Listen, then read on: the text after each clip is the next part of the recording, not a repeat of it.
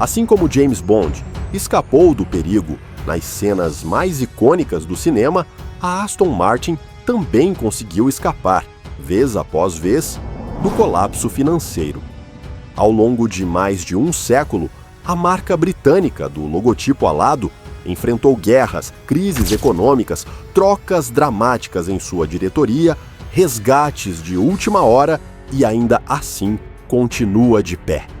Na verdade, não é por acaso que o agente 007 e a Aston Martin estejam tão intimamente ligados. O lendário DB5, lançado em 1963, não foi apenas o carro escolhido para Goldfinger. Ele se tornou o símbolo definitivo da era dourada da marca e o mais vendido de sua história. Desde aquele lançamento, a Aston Martin sustentou a representação mais pura do que significa dirigir ao estilo britânico, luxo discreto, elegância agressiva e uma obsessão quase aristocrática pela velocidade. Porque apesar de seus altos e baixos, sempre foi uma marca preferida pela realeza, atletas de elite, estrelas de Hollywood e lendas do automobilismo como Carroll Shelby, Roy Salvadori ou o atual piloto de sua equipe de Fórmula 1, Fernando Alonso. Mas a grande pergunta permanece: como uma marca tão instável conseguiu sobreviver em um mercado tão implacável, onde outras, com mais recursos e maior volume, desapareceram sem deixar rastros? Hoje, voltamos mais de 100 anos no tempo para descobrir a origem, ascensão, quedas e renascimentos da Aston Martin, a marca britânica que se reinventou 1000 vezes e que, contra todas as probabilidades, ainda se mantém no topo do automobilismo.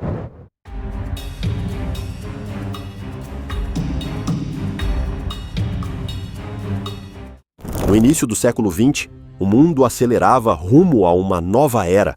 A indústria automobilística, ainda em seus primeiros passos, já rugia com força na Alemanha, França e Estados Unidos. Nomes como Benz, Daimler, Peugeot, Renault e o imparável Henry Ford começavam a ditar o ritmo da mobilidade moderna. No Reino Unido, no entanto, o cenário era diferente. Embora marcas como Rolls-Royce e Bentley oferecessem veículos de luxo para a aristocracia, a maioria dos automóveis ainda era importada. Faltava uma proposta nacional que unisse engenharia esportiva com alma britânica. Foi então que dois jovens visionários decidiram escrever sua própria página na história do automobilismo: Lionel Martin e Robert Bamford. Martin, nascido em 1878 na Cornualha, vinha de uma família abastada e era apaixonado por ciclismo de velocidade. Desde jovem, demonstrou talento ao modificar e otimizar suas bicicletas para melhorar o desempenho. Por outro lado, Robert Bamford, nascido em 1883 em Nottinghamshire, vinha de uma família de engenheiros. Ao contrário de Martin, Bamford possuía uma formação mais técnica na fabricação e manutenção de máquinas. A paixão evidente que ambos compartilhavam fez com que seus caminhos se cruzassem em torno de um mesmo interesse, o automóvel. Eles se conheceram no início de 1912, quando ambos trabalhavam com modelos da extinta marca Singer, uma das primeiras companhias britânicas a fabricar automóveis pequenos e acessíveis. Juntos, perceberam que aqueles carros tinham potencial esportivo, mas estavam longe de alcançar seu verdadeiro limite. Em 1913, decidiram se associar para fundar a Bamford e Martin Limited, com o objetivo de pegar carros existentes, especialmente da Singer, e levá-los a outro nível, mais leves, mais rápidos, mais ágeis. No entanto, a ambição de Lionel Martin ia além de modificações. Ele queria construir algo próprio, uma máquina britânica feita para competir. Não era uma ideia romântica, era quase uma obsessão. E nesse desejo havia uma inspiração clara. Anos antes, Martin havia participado de várias competições locais, mas havia uma em especial que o marcou: a Aston Hill Climb, uma desafiadora subida de montanha perto da vila de Aston Clinton, onde veículos leves eram testados em trechos exigentes. Em 1914, utilizando um chassi modificado da Singer e um motor Coventry Simplex de 1,4 litros, os sócios construíram seu primeiro protótipo esportivo. Levaram-no, é claro, para Aston Hill, e lá ele deixou sua marca. Foi então que o nome surgiu de forma quase natural: a Aston pela corrida, Martin pelo piloto e criador, Aston Martin. O futuro da nova companhia parecia promissor, mas o estouro da Primeira Guerra Mundial, naquele mesmo ano, mudaria seus planos abruptamente.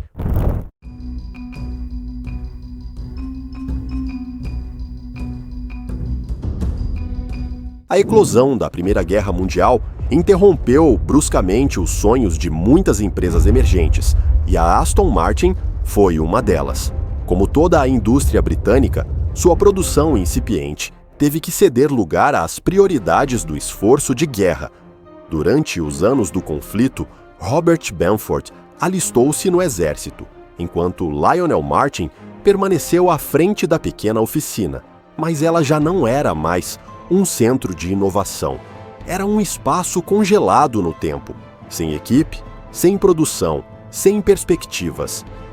Quando a guerra terminou, em 1918, o mundo havia mudado, e também o destino da companhia. Bamford, esgotado pelos efeitos do conflito e desiludido com os rumos do negócio, decidiu se retirar definitivamente em 1920. Martin ficou sozinho, e embora tentasse manter viva a marca que carregava seu sobrenome, o cenário era desfavorável. O pós-guerra trouxe inflação, escassez de recursos e uma economia britânica em recessão. Em 1924, sem receita suficiente e com dívidas se acumulando, a Aston Martin foi oficialmente à falência. Foi então que surgiu uma figura inesperada: Louis Zborowski, um aristocrata, piloto de corridas e apaixonado absoluto por automobilismo, decidiu investir na empresa. Zborowski não era um empresário convencional. Era um excêntrico milionário com uma obsessão por velocidade e desafios impossíveis.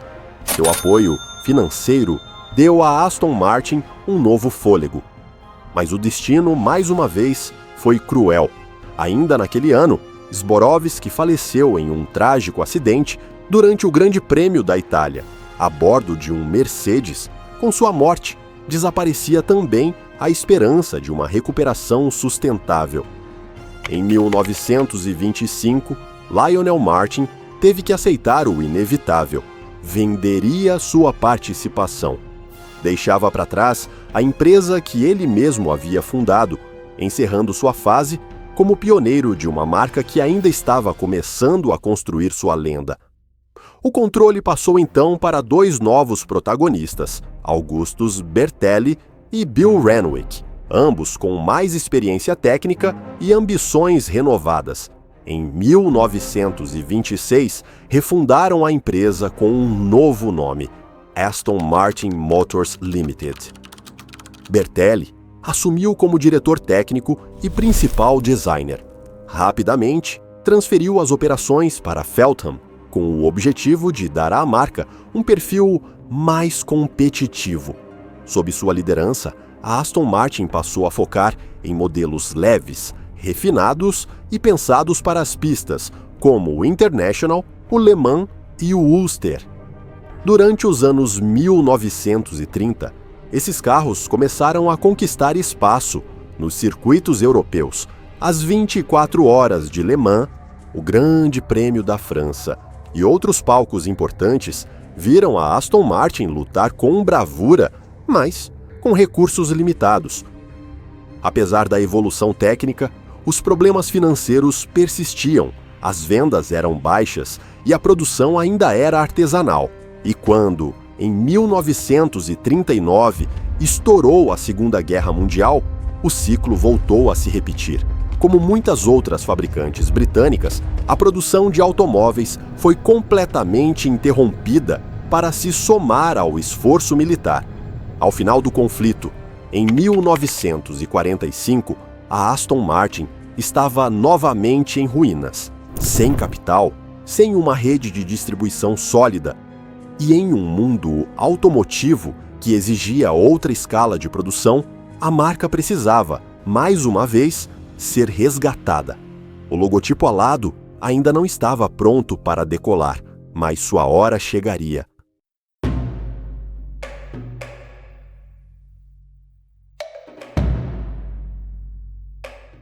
Com o fim da Segunda Guerra Mundial, a Aston Martin era apenas uma sombra do que havia sido.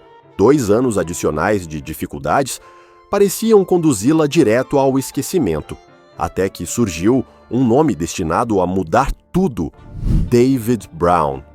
Nascido em 1904, em Yorkshire, Brown era um industrial britânico de raiz. Transformou o negócio familiar de transmissões agrícolas em um império de maquinário pesado, o David Brown Group. Em 1947, um simples anúncio no jornal The Times chamou sua atenção. Vende-se Aston Martin. Preço: 20.500 libras, o que para muitos parecia um naufrágio, para Brown foi uma oportunidade única. Em valores atuais, pouco mais de $1,5 milhão de dólares. Sem pensar muito, ele comprou. Mas não parou por aí. No mesmo ano, também adquiriu a Lagonda, outra tradicional casa britânica, famosa por sua engenharia refinada e por seu motor de 6 cilindros, criado por ninguém menos que W.O. Bentley, fundador da lendária Bentley Motors. Com as duas marcas sob seu comando, Brown fundou a Aston Martin Lagonda Limited, iniciando a fase mais icônica da empresa, a era DB. O primeiro modelo dessa nova era surgiu em 1948, o DB1, batizado naturalmente com suas iniciais. Em 1950, chegou o DB2, equipado com um motor Lagonda de 6 cilindros, projetado não apenas para as pistas, mas também para clientes exigentes que buscavam desempenho com elegância. As corridas de resistência, como Le Mans, serviram como palco perfeito para devolver prestígio à marca. O DB3 estreou no ano seguinte como o primeiro modelo 100% voltado para a competição, mas foi o DB3S, apresentado em 1953, que conquistou os puristas do volante. Por 5 anos, esse modelo representou o espírito mais competitivo da marca, até a chegada de um verdadeiro ícone. Em 1958, foi apresentado o DB4, um Grand Tourer revolucionário com carroceria ultraleve desenhada pela Carrozzeria Touring, da Itália. Foi um salto tecnológico e estético que prepararia o terreno para a obra-prima da casa britânica, o DB5. Lançado em 1963, com motor 4.0 litros e 282 cavalos de potência, atingia 230 km por hora, algo impensável para um carro de luxo na época. Mas o que o transformou em lenda não foram apenas os números, foi o cinema. Em 1964, James Bond, interpretado por Sean Connery, dirigiu o DB5 em Goldfinger, e com aquela única cena, o DB5 deixou de ser um carro, tornou-se o automóvel mais famoso do mundo. O sucesso comercial e cultural da marca era incontestável. Enquanto seus modelos brilhavam nas telas, a Aston Martin também conquistava as pistas. Em 1959, com o DBR1, a marca alcançou sua vitória mais importante. Venceu as 24 horas de Le Mans com Carroll Shelby e Roy Salvadori ao volante. Apenas 5 unidades foram fabricadas, tornando esse monoposto um tesouro do automobilismo clássico. Nesse mesmo ano, a Aston Martin fez sua estreia na Fórmula 1 embora sem resultados relevantes. A categoria rainha não seria o palco de sua glória, mas o prestígio que já acumulava no mundo dos GTs era suficiente.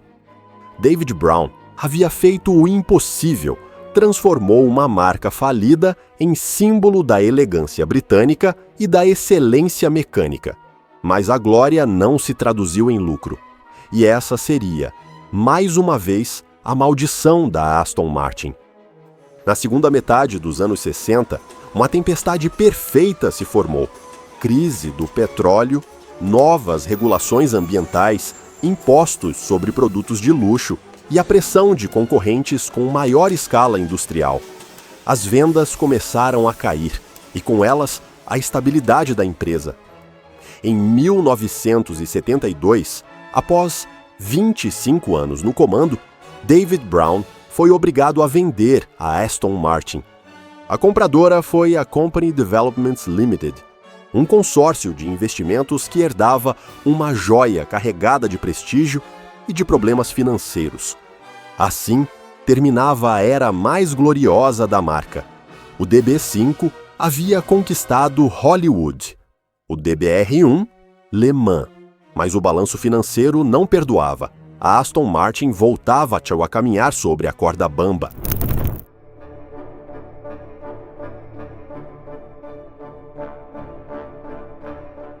A Company Developments, um grupo de investimentos com sede em Birmingham, tinha planos ambiciosos para a Aston Martin. No entanto, o capital necessário para transformar a empresa jamais chegou. Apenas 2 anos depois, em 1974, a Aston Martin estava novamente à beira da falência. A fábrica perdeu sua capacidade operacional. De 460 funcionários, restaram menos de 100. Era um sinal claro de uma extinção praticamente inevitável. Mas, como em toda a boa história britânica, o golpe final foi evitado no último instante. Em 1975, um consórcio de empresários norte-americanos, liderado por Peter Sprague, George Minden e Alan Curtis, adquiriu a empresa, não por lucros ou dividendos, mas por paixão. Sob essa nova direção, nasceram 2 modelos-chave, o Aston Martin V8 Vantage de 1977, brutal, agressivo, elegante, apelidado pela imprensa como o primeiro super esportivo britânico, e o volante, uma versão conversível que oferecia glamour sem perder força. Ambos devolveram visibilidade à Aston Martin, mas não resolveram seu calcanhar de Aquiles: produção limitada, margens estreitas e uma estrutura frágil demais para competir com Ferrari ou Porsche. Em 1981, os investidores originais se retiraram e a empresa mudou novamente de mãos. Foi então que surgiu Victor Gauntlet, um empresário britânico com espírito combativo e devoção pelos clássicos esportivos. Gauntlet adquiriu 55% da companhia e não demorou a reativar um símbolo adormecido, a aliança com James Bond. Em 1987, o V8 Vantage apareceu em The Living Daylights, estrelado por Timothy Dalton. Era um aceno aos fãs e um grito desesperado por atenção. Mas Gauntlet sabia que coração não bastava. A empresa precisava de músculo industrial. Esse músculo veio na forma de um gigante americano, a Ford Motor Company. Em 1987, a Ford adquiriu 75% da Aston Martin, levando a Gaydon, algo que não se via há décadas: capital, tecnologia e estabilidade. Com o apoio da Ford, a marca britânica iniciou sua ressurreição, e o emblema dessa fase foi um modelo destinado a fazer história, o Aston Martin DB7. Lançado em 1994 e desenhado por Ian Callum, o DB7 combinava a silhueta clássica de um GT britânico com um potente motor de origem Jaguar. Era refinado, ágil e elegante. Tornou-se o Aston Martin mais vendido até então, com mais de 7.000 unidades produzidas. Um número modesto para outras marcas, mas monumental para uma casa acostumada a viver no limite. Impulsionada por esse sucesso, a Ford adquiriu 100% da companhia no ano 2000 e decidiu apostar alto. Investiu em uma nova fábrica em Gaydon, Warwickshire, que se tornaria o novo lar da marca. A nova fase começou com força. Em 2001, chegou o Vanquish, que apareceu ao lado de James Bond, agora interpretado por Pierce Brosnan, em Die Another Day, 2002. Depois veio o DB9, lançado em 2004, um sucessor do DB7 mais potente e sofisticado, com carroceria de alumínio e um V12 de 6 litros. Em 2005, a Aston Martin alcançou o impensável, dobrou sua produção e atingiu, pela primeira vez, as 5.000 unidades anuais. Mas o relógio voltou a correr contra. Em 2007, a crise financeira global obrigou a Ford a repensar seu portfólio de marcas de luxo. Aston Martin, assim como Jaguar, Volvo e Land Rover, já não era viável para um grupo que enfrentava problemas internos. Mais uma vez, a marca britânica encontrava-se à beira do abismo.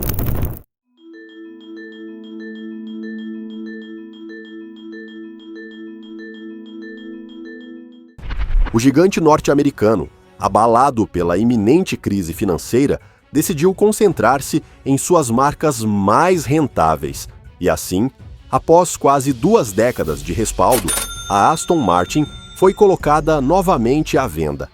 Em março daquele ano, um consórcio liderado pelo britânico David Richards, fundador da ProDrive e figura-chave no automobilismo, adquiriu a empresa por 925 milhões de dólares.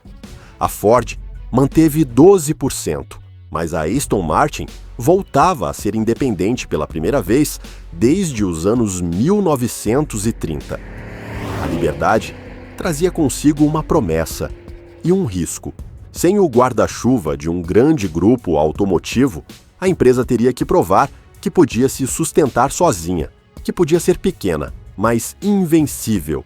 E a resposta veio em forma de um míssil de fibra de carbono, o Aston Martin 177, um hiperesportivo radical, produzido em uma tiragem limitadíssima de apenas 77 unidades, equipado com um motor V12 aspirado de 7,3 litros e 750 cavalos de potência.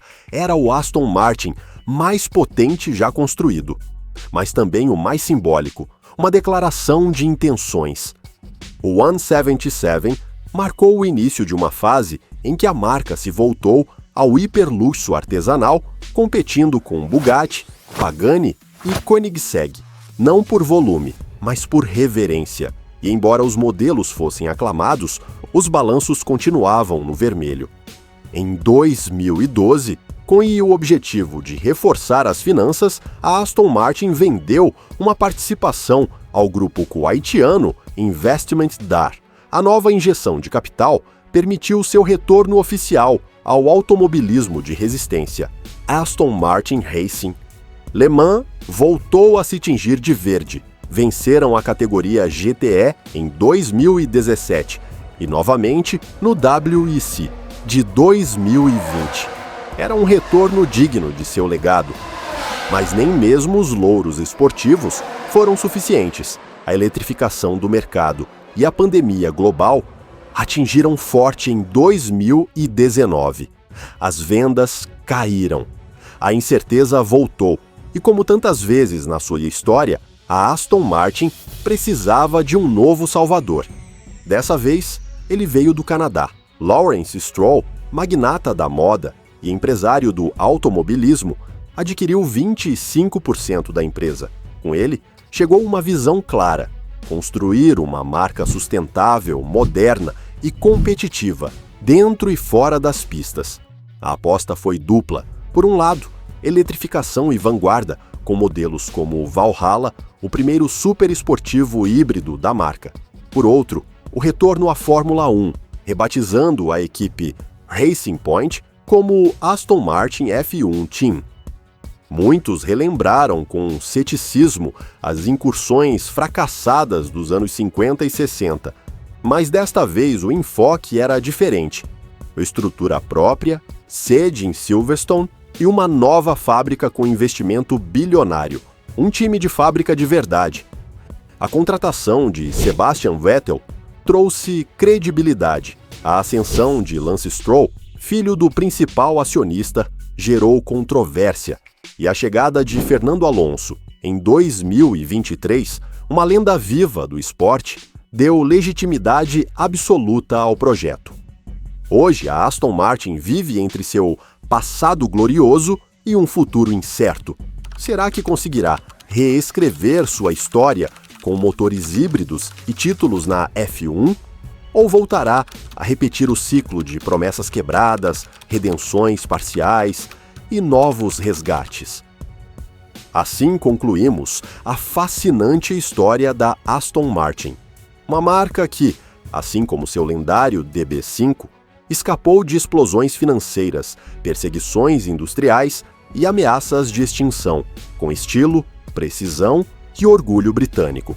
A Aston Martin provou que não fabrica apenas carros, mas lendas. E enquanto o legado de James Bond continuar nas telonas, é provável que novas joias da engenharia automotiva surjam. Se você já conheceu de perto a marca Aston Martin ou é apaixonado pelo mundo motor, não se esqueça de deixar seu comentário. E se essa história te prendeu, talvez você queira descobrir como o gênio de um só homem mudou para sempre a história da Fórmula 1 com sua obra-prima, Lotus. Nos vemos no próximo vídeo.